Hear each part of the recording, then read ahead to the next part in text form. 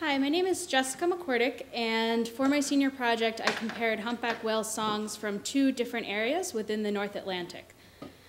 When I first got to COA, I wanted to study marine science, and I took the avenue of marine mammal science to do so. Working with allied whale, I've spent the past 3 summers in and around Bar Harbor, working at the Whale Museum, doing vessel-based research on allied whales vessel, as well as doing land-based research on Mount Desert Rock, Allied Whale's offshore research station. And through these experiences, I fostered a passion for marine mammal science, and I developed skills and knowledge that enabled me to pursue and complete a senior project studying the animals that I love. So my senior project focused on humpback whales, and humpback whales have a worldwide distribution, but my project focused on the North Atlantic population, and more specifically the western North Atlantic population. So my 2 study sites were the Outer Fall region of the Gulf of Maine and the Silverbank region of the Dominican Republic. So as some of you may or may not know, the humpback whale sings complex, organized songs on its breeding grounds. These songs have also been found on the high latitude feeding areas as well, which is the areas that I was comparing for my project. So the song is organized in a hierarchy. So the individual sounds, otherwise known as units, will repeat to create phrases, which then repeat to create entire themes. And the themes ultimately repeat to result in a full song. So pictured here is one theme, and this is a spectrogram. So frequency is on the y-axis and time is progressing along the x-axis. And we'll see a couple more examples of spectrograms later on. So for my project, I used somewhat of an interesting method to compare these songs. As I said, I was comparing recordings from high and low latitudes, so that's the Gulf of Maine to the Dominican Republic, and I was using a method called information theory, which looks at the underlying patterns in the song. So I was looking specifically at the sequence of the song and how organized or constrained and predictable that sequence was. In addition to using recordings that were collected in the Outer Fall region of the Gulf of Maine and from Silverbank, Dominican Republic from previous years, I also went down to the Dominican Republic this past January to make my own recordings for this project. And so this is the sailboat that I was on.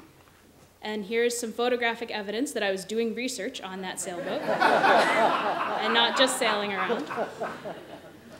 And so after my time in the Dominican Republic, which was too short, I came back to Maine to analyze the data. So you can see here in the top spectrogram, that's an example of the song from the Outer Fall region. So this was recorded in November of 2009. And then the bottom spectrogram shows an image of the same phrase of the song recorded in February 2010. And this should play. You can kind of follow along.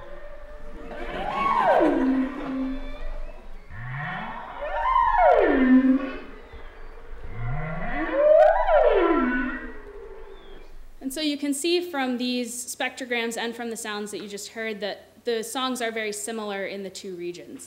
And both of these spectrograms indicate a single whale singing, although in that second one you can sort of see and hear some whales in the background. Occasionally there were multiple whales.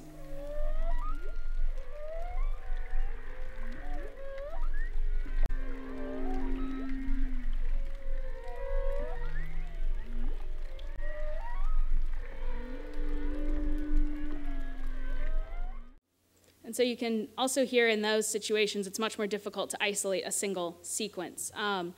But so each of those clips were 15 seconds long.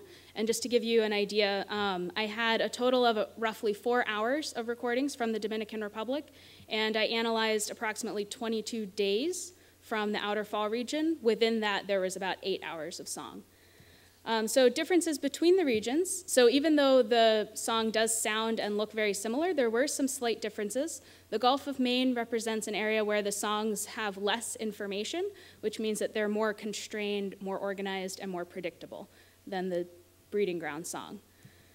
And this does have some behavioral and ecological implications for the humpback whales. The whales in the high latitude areas may be juveniles, that may lack the ability or the experience to sing the more complex songs that the adults might be singing on Silverbank.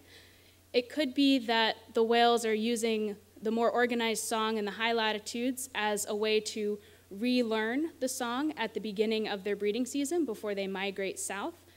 And a final consideration might just be that there are oceanographic differences inherent to the two areas. So for example, the Gulf of Maine region has much deeper water, and the whales are generally at a lower density, so those signals may have to travel much farther before they reach another individual. So that might be a reason to have a more organized song. Some ways to fill in those gaps might be to send out some behavioral surveys in the late fall and winter in high latitude areas, such as the Gulf of Maine. This has historically been logistically difficult, so that's always a limitation. But in addition to knowing what the whales are vocalizing, it can be very helpful to give some behavioral context for those sounds. Additionally, knowing the individual identification of the singers can be very helpful because that can tell us information about age class. It could tell us, in some cases, whether they remain in an area for the entire winter or if they are indeed migrating later.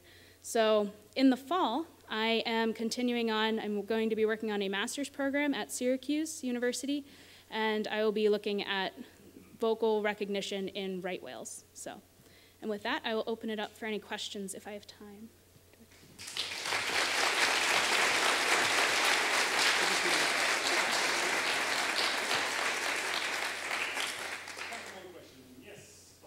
Has anyone ever recorded songs from the same individual in the two different locations in either the same or different years?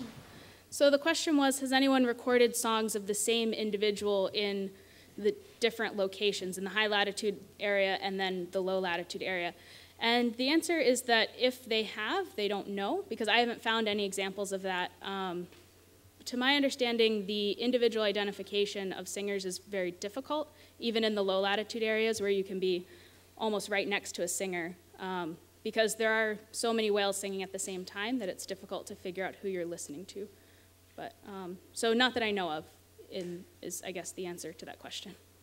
So did that answer? I think one way to do it might be with one of the recording D tags. Mm-hmm.